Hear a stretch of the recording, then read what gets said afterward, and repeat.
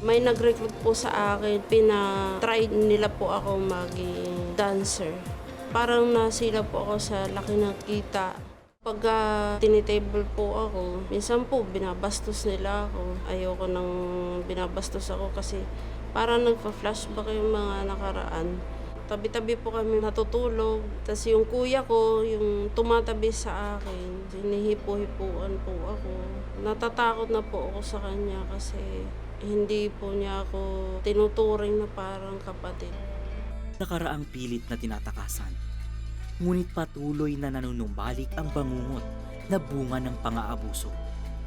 Pinilit ni Mary Ann na mabuhay ng normal. Sa patuloy na pag-indak sa saliw ng tugtugin, matatagpuan niya ang isang taong magpaparamdam sa kanya ng pag-ibig. Naging customer ko siya, naitibol niya ako. Nakilala ko siya, nagde-date sa araw. Mararamdaman mo may pagmamahal, hindi siya violente. Iba siya. Naging kami, nabuntis ako. Ang sabi niya po, kasal na raw siya. Niloko lang pala niya ako kasi natakot lang daw siya. Ako'y panagutan kasi nga baka daw nung sabihin ng mga parents niya. Kasi nga isa akong natatrabaho sa isang club. Itinaguyod ang nabuong supling. Umalis sa bar si Mary Ann at naging tindera ng prutas. Dito niya nakilala si Danilo. Sila ay nagkapalagayan ng loob. Sinabi niya ako na lang magiging ama ng anak mo. Paparamdam niya na mahal niya ako. Masaya pero may duda. Baka manloloko niya, mabait naman siya. Nililigawan ako hanggang sa maipanganak na yung bata. Matapos ang pag-iisang dibdib, ay may nadiskubre si Mary Ann. Nagsusugal pala siya. Marami na siyang bisyo, may sabong, may bilyar. Away na kami ng away. Dumadami na po ang mga utang niya.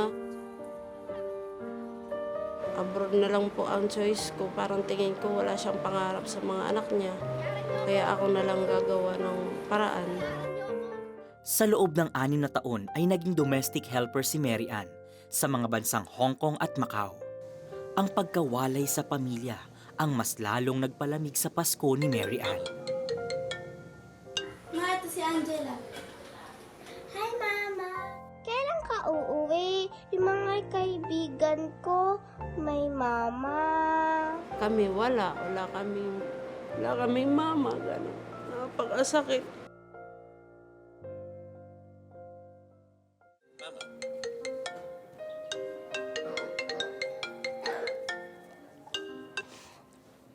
Oh, babe. Napatawag ka. Oh, Merry Christmas din. Later? Sure. Sige. See you. Let's celebrate. Bye. Ibang-iba siya sa asawa ko. Napakabait niya, napaka-responsable niya. Tinutulungan niya ako sa mga gastusin ko kasi nga naipapadala ko lahat. Binibigyan ka ng importansya. Hindi katulad ng asawa ko, mabisyo. Pero alam kong hindi rin siya matino dahil may asawa siya at naloloko siya. Parang nabubulagan ako sa nararamdaman ko.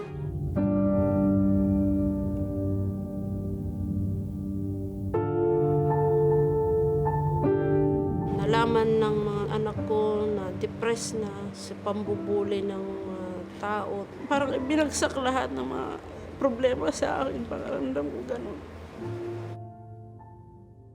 Nang mga panahong ding iyon, ay naimbitahan sa Kristiyanong simbahan si Mary Ann. Sabi ko, Lord, kung totoo ka, kung talagang mahal mo ako, sabi ko, alisin mo po ako sa ganitong sitwasyon. Sabi ng pastor namin, umuwi ka na lang kasi kailangan ng mga anak mo. Tinapos ni Mary Ann ang maling relasyon. Sa kanyang pagbalik sa Pilipinas ay nadatnan niya ang anak na may sakit. Nalaman din ng kanyang asawa ang lahat ng nangyari sa kanya sa Macau. Sumasamang loob ko. Pero naisip ko rin, ako nga rin may mga pagkakamaling ginagawa. Dumating ang punto na yung anak kong panganay na gusto nang magpakamatay. Doon ko na nakilala yung Panginoon. doon ako tumawag sa kanya. Naisip ko na napaka mali pa lang mga ginagawa ko. Sabi ko, manampalataya lang ako sa'yo at ang buong pamilya ko ay maliligtas. Nagpalaya mula sa lahat ng hinanakit ang mag-asawa. Sabay nilang hinarap ang pagsubok ng depresyon sa anak. Matapos ang ilang buwang medikasyon at pananampalataya sa Diyos, ay naging ganap ang kagalingan nito. Napakabuti po ng Lord kasi binuhay niya po ulit ako. Dati po hindi po ako naniwala. Nagalit po ako sa Lord kasi po bakit ganito yung nangyari sa pamilya ko. Pero nung nag-work po siya sa family ko, nakita ko po yung power niya. Lord, salamat maraming salamat talaga po. Sa kabila ng lahat ng nagawa mo pa rin po ako patawarin, mahalin, at biyayaan ng kaligtasan ng buong pamilya ko. Wow, Joyce. What a beautiful, a beautiful journey talaga. And the faithfulness of God, diba? How His grace can embrace anything in the past. Yeah, you know? not just you, not just to erase your past or help wash that past of yours, but He will cover you and your family. So itong journey ni Mary Ann, it began in chaos and hardship, but she made a promise to lead an orderly life, yung maayos na buhay. Little did she know that God indeed had a unique plan for her. That's right. Mary Ann's story reminds us of Malachi 4:6, where the Lord says, He will turn the hearts of the parents to their children and the hearts of the children to their parents. O nga't bago pa nagkaroon ng reconciliation sa pamilya nila Mary Ann, ay dumaan sila sa matindi at masalimuot na sitwasyon.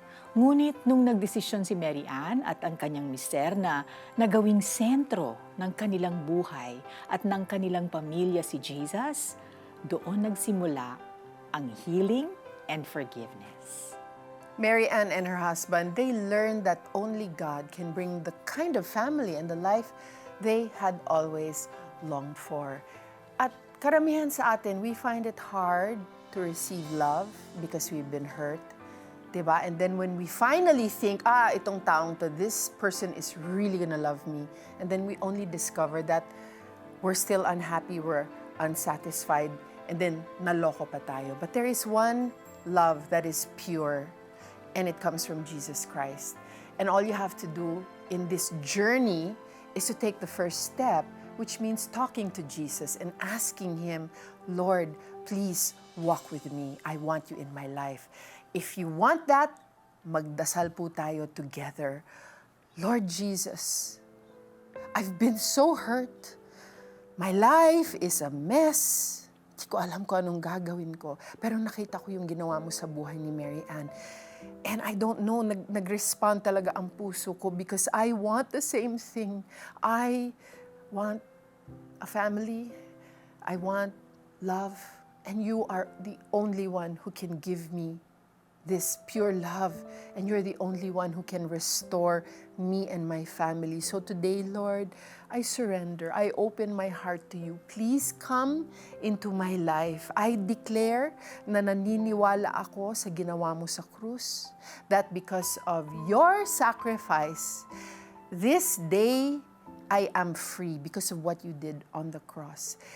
And as I receive you, Lord Jesus, into my heart, please help me walk this path.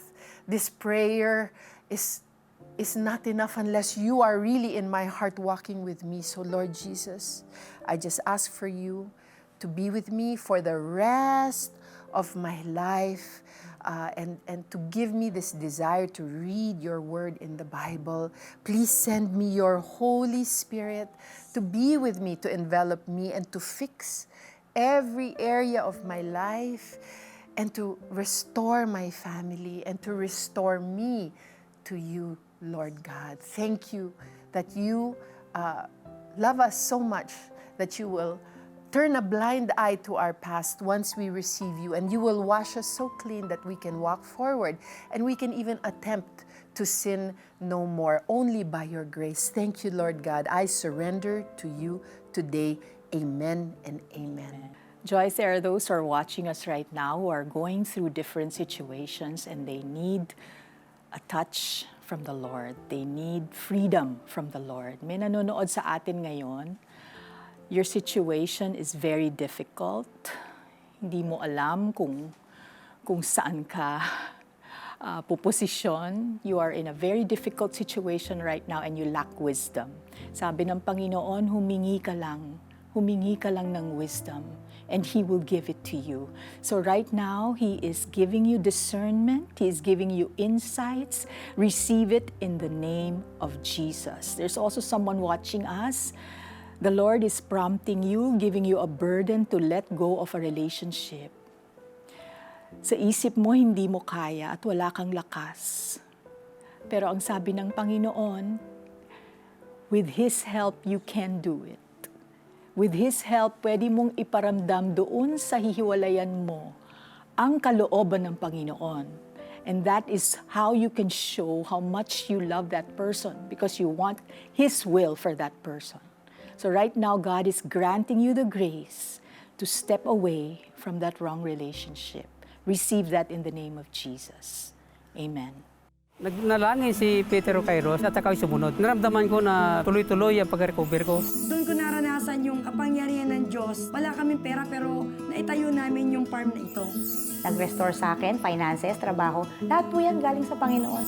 Tulad ba nila ay sinagot din ng Panginoong Jesus ang iyong panalangin? We want to hear it from you. Please text answered prayer and share your story with us. Send it to 0998 590 0620.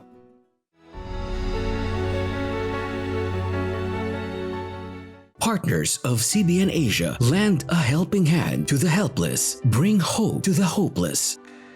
You too can transform countless lives with your donation of 1,000 pesos. Plus, you will receive exclusive streaming access to Facing Your Giants of Kata Inocencio. I found inspiration in the example of David, who faced the giant Goliath with just 5 small pebbles, but with great faith in a great God. Become a CBN Asia partner today. Health problems, financial difficulties, broken relationships can leave us overwhelmed, discouraged, and defeated. Pero, kapit lang! Discover how to get through tough times with the one who sparks joy in life. Kapit lang! God is Joy. November 13 to 24, 12 midnight, live on GMA and at the 700 Club Asia, YouTube and Facebook.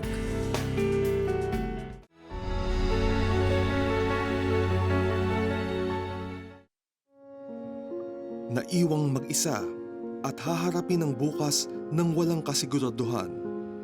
Nagdadalang tao sa edad na 19, yan ang sitwasyon kinahaharap ni Carmela. Nung time po na nalaman po ng boyfriend ko yung sitwasyon ko po, hindi po siya ready sa malaking responsibility. So ako na lang ba lahat? Na hindi ko naman lahat kasalanan. Pero bakit sa akin mapupunta lahat ng responsibility na ang laki-laki para sa akin? Itinago ni Carmela ang kanyang pagbubuntis hanggang sa kanyang makakaya. Pero habang tumatagal, habang lumalaki ang kanyang dinadala, mas lalong nakakaramdam si Carmela ng pagsisisi. Iyak lang po ako ng iyak. Niisip ko po, paano yung kinabukasan ko? Paano po yung kinabukasan ng anak ko? And then, navi-visualize ko na po kung paano ko gagawin. Nasa utak ko na. Pero nung time na lalapit na ako dun sa gagamitin ko, biglang parang may bumubulong sa akin na wag mong ituloy. And naisip ko, gusto ko pang mabuhay. Kasi may anak ako. Hindi na naitago ang katotohanan. Inamin niya ang pagkakamali sa mga magulang. Sakit po na marinig kay mama na Sabi niya, ang tagal mo na palang tinatago. Bakit hindi mo sinabi sa akin? Hindi ko man lang alam na naghihirap ka. Sana sinabi mo na lang sa akin. Tanging sa social media na lamang malayang na ipapahayag ni Carmen ang mga saloobin. Ang hindi niya inaasahan ay ang mapanood ang kwento ng artistang si Bettina Carlos sa Facebook page ng 700 Club Asia. Sabi ko, baka ito yung kulang natin. Kasi yun lang din namin natatry, Diyos na lang. Baka kailangan natin si Lord. Parehas po kami kasi ni Bettina Carlos po na single mother. Yung naging lakas niya, si Lord lang eh. Doon ko po na-realize na baka ako din, kaya ko din kung si Lord yung magiging lakas ko. Nagsasorry po ako kay Lord sa dami ng times na nag-fail ako, pero nandyan pa din siya. Napakaganda po ng love niya. Sabi ko, Lord, di ko po alam to. Wala po akong alam dito. Pero isusurrender ko po lahat sa inyo. Kasi alam ko na ikaw yung magbibigay sa akin ng lakas. Isang malusog at magandang supling ang naipanganak ni Carmela. Simbolo ng bagong simula para sa batang ina. Simbolo ng kabutihan ng Diyos sa kanya. Yung name po ng anak ko, Lorraine Ruth. Ruth from the Bible. Yung Lorraine po kasi, ang spelling niya is L-O-U-R-E-I-G-N, which is in short po for Lord You Reign, na napakagandang declaration po sa buhay namin na nung dumating po siya, naghari po si Lord sa buhay namin. Patuloy na lumalaban si Carmela sa realidad ng buhay, pero hindi tulad ng dati na siya ay nag-iisa. Ngayon, kasama niya ang Panginoong Hesus bilang Panginoon at tagapagligtas. I feel na bagong tao na po ulit ako. Bagong Carmela na ulit yung humaharap sa mga tao. Bagong Carmela na yung anak nung parents ko. And napakagandang feeling po na hindi ko naman po magagawa lahat kung hindi naman po faithful si Lord sa akin. Wow, beautiful story, no? Yes, and it's so wonderful, how the parents reflected God's unconditional love. Talagang... Ganyan ang pagmamahal ng Diyos sa atin. Na parang pag nagbalik loob ka kay God, parang He's telling you, anak, dapat noon mo pa yan sinabi sa akin para natulungan na kita noon pa. Amen. Beautiful, Joyce. Amen. Beautiful. So, if you're feeling that tug in your heart, nararamdaman mo talaga, parang God is talking to me. He really is. He wants you to talk to Him. Kahit alam na niya kung ano nangyayari sa buhay mo, He wants to hear your voice. Kasi katulad ng ina at yung ama ni Carmela, He wants you to stop carrying the burden alone. Amen. Diba? At ang cute, pwede ko lang bang sabihin, ang cute ng pangalan, Yes. anak, Constant reminder. Ni Carmela, no? Na, Lorraine. Yeah. Lord, you reign. reign. Saka what's truly inspiring in this story is may konting irony dito. Akala niya nga, kasi hindi siya tanggap ng parents niya, kahit sino, di ba? You feel like, I can't measure up to what my parents dream of, or let's say, yung performance sa kapatid mo, people around you. So, itong si Carmela, she rejected the love of her parents, and yet they still responded with the unconditional love and acceptance despite her mistakes. And it was, syempre, at this point na she really felt their love, she felt their support, and it changed. I think it changed something in her. It touched her deeply. Naramdaman na niya, mahal pala talaga ako ng parents ko. Naku, parang tayo yan, di ba? Reject tayo ng reject sa love ni God. Pero love na love tayo. Amen ka talaga. Okay. This story is a powerful reminder that God's love and grace can lead us back to Him, no matter how far we've strayed. Stay tuned for more stories of transformation and healing when the 700 Club Asia returns.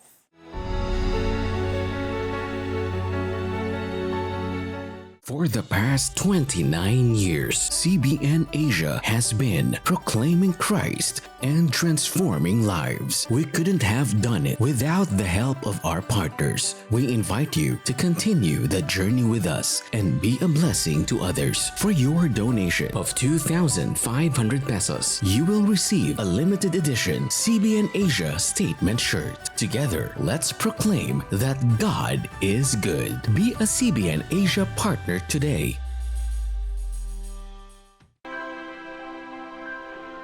Ang tagapagtanggol ng bayang Israel hindi natutulog at palaging gising. Ang Diyos na si Yahweh siyang magbabantay, laging nasa piling. Sa mga panganib, ikaw ay ililigtas. Saan man naroroon, ikaw ay iingatan. Lord Jesus, save your chosen people and nation. Samahan mo ng iyong mga anghel ang kanilang mga sundalo. Saan man sila sa mundo, iligtas mo ang mga Hudyo sa kalupitan at atake ng terorista. Bring them back to Israel where they will someday say, "Blessed are you, Messiah Yeshua, who comes in the name of the Lord." Amen.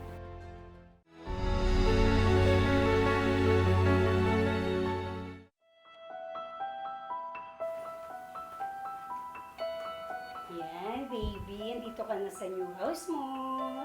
Aida! Sanggol pa lamang si Amanda nang ampunin siya ng kanyang kinikilalang ina na si Patty.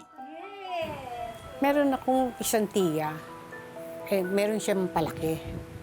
Mukhang maligaya sila. So sabi ko, dapat ako meron din palaki na magbibigay ng kaligayahan sa akin. Natatandaan niya yung sinabi kong yun. Kaya nung nabalitaan niya na merong isang batang pinamimigay mula sa magulang, nasalin na sa isang pinagbigyan, ayaw noon, nasali na naman sa pangalawa. Pagtapos, ikatlo, sa akin na natungo. The moment po na nagkaroon ako ng malay, isip, I already knew na adopted ako. And then she always kept telling me, alam mo, Amanda, di ka galing dito, but mahal kita, mahal kita. I always wanted a father. Lahat nung pinagdadaanan ko, I kept it inside. Bagamat sunod sa layaw, pakiramdam ni Amanda ay hindi siya tanggap ng pamilya ng kanyang ina. Minsan may mga family gatherings, I felt outcast. Walang kumakausap sa akin. Meron silang, grupo-grupo. I felt like I didn't belong. Sa kanyang paglaki, ang kanyang ina ang tanging naging kakampi niya sa buhay hanggang sa kinailangan nitong umalis patungong Amerika. Every November 1, meron kaming gathering. I didn't want to be part of that kung hindi kasama si Mama. So naalala ko nun, sinabi ko kay Mama, Ma, pwede po ba hintayin natin yung November 1 para at least kasama kita? So sabi ni Mama, hindi pwede. Kasi may ticket na daw and everything. So sabi ko, okay po. So I accepted that. Pero I overheard a conversation kasi nun with her and yung makakasama niya, yung tito-tita ko, na parang doon pa lang dumating yung tickets. Or parang doon lang binili yung tickets. So, at the back of my mind, sabi ko, ay, nagsinungaling si Mama. Sa pagkakataong ito, ay naging mas matapang at mapusok si Amanda. So, nabarkada ako. Tapos nilustay ko yung pera ng mama ko. And then, doon sa part ng barkada na yun is merong isang guy doon na nagustuhan ko. And yun, nagkaroon kami ng relationship. Pero I use the term loosely kasi hindi naman talaga kami. So may nangyari sa amin. Kinuha niya rin yung pera ko. Kasi I was so willing to give it to him. Na-de-virginize ako at 16 years old. Nang bumalik ang ina mula sa Amerika, ay tila ibang-iba na ang Amandang kanyang inalagaan. In my heart, galit ako sa nanay ko. Galit ako sa family ni Mama. Galit ako sa kanila because ang iniisip ko at that time, bakit hindi man lang nila ako inisip? Hindi man lang nila naisip na si Mama may anak na nasasaktan. Tapos honor student ako, bato ako ng mga school competitions. Pero because of that, in one, tanggal lahat. Nagkaroon ako ng relationship sa isang tao, silahis siya. So he was involved into different, men and women. And then the affair was very sexual, it's very physical. So isang gabi, may nangyari sa amin nung kapartner ko. And then he invited another guy, so tatlo kami. And then, so we did the act. Uwi namin, nagsabay ako, tapos yung the other guy, yung kapartner ko. Umuwi kami, and then while we were walking, ang sabi niya, alam mo ba na naghiwalay sila ng asawa niya? Nung narinig ko yun, again, gumungo na yung mundo ko. Naglakad ako ng lutang, and sabi ko, anong nangyari sa'yo, Amanda? Ginagawa mo sa sarili mo? Umiyak ako ng umiyak. And then at that time, doon ko na-realize, Lord, kailangan kita. Sabi ko, Lord, hindi ko gusto yung ginagawa ko sa sarili ko. Sabi ko, masyado na ako nasasaktan. At sa pagkakataong ito, tuluyang isinuko ni Amanda ang kanyang buhay kay Jesus. So while I was crying, I picked up my Bible. Pagbukas ko ng Bible, nabuksan ko siya kay Isaiah. Your purpose is to love me, to have a relationship with me. So I understood what Jesus Christ did for me on the cross. Na namatay siya para sa akin. Ngayon ay may asawa at anak na si Amanda. Dahil sa bagong buhay na mayroon si Amanda kay Jesus, mas minahal niya ang kanyang ina. Inilaan din niya ang kanyang sarili upang maibahagi ang mabuting balita sa ibang tao. Nung natanggap ko po kung sino ako, then I began to forgive my mom. I began to forgive her family. I also forgave everyone who hurt me. Minahal ko talaga siya. Ewan ko kung paano ang pagmamahal ng ina sa anak. Pero talagang mahal ko yung bata na yan. Priority ko yan eh. Kung kaya ni Lord baguhin yung buhay ko, kaya ni Lord baguhin yung susunod na henerasyon. Lahat tayo ay may kanya-kanyang plano sa buhay. Subalit ang Panginoong Hesus ang may pinakamaganda at pinakamatuwid na plano para sa atin. Wow, grabe ang story ni Amanda. I'm really deeply touched by yung ang laki ng change na nakita sa buhay niya.